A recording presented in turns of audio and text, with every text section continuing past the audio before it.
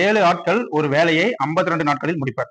அதே வேலையை 13 ஆட்கள் எத்தனை நாட்களில் முடிப்பார் அப்படின்னு 7 ஆட்கள் 7 எழுதிங்க. ஒரு வேலையை 52 நாட்களில் முடிக்கிறார்கள். எத்தனை நாள்? 52 நாள்.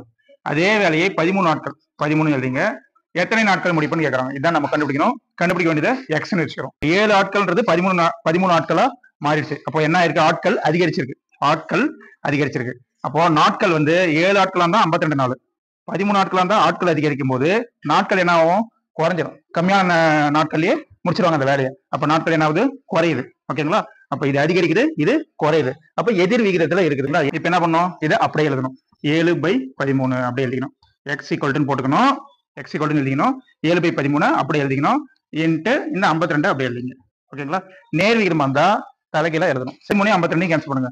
1 13 13 4 13 52. சரிங்களா? இப்ப 7 4 பேருக்குன்னா 7 4 28. அப்ப 28 நாட்கள்ல இந்த வேலையை செய்து